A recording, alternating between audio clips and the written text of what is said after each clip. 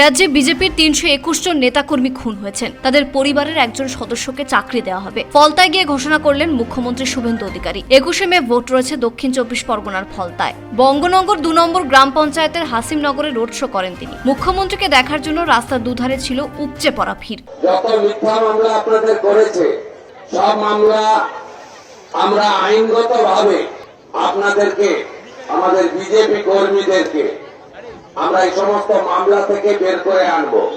আর যারা গত পোস্টাল ভায়োলেন্সে খুন হয়েছেন, শহীদ হয়েছেন, তাদের প্রত্যেকের পরিবারকে আমরা চাকরি দিচ্ছি এবং সাথে সাথে তালিকা করবে দেবাংশু জেতার পরে যতজনকে জেল খাটিয়েছে, যত আপনাদেরকে জেল খাটিয়েছে আমি সব দেখে নেব, কোনটা ছাড়া হবে না।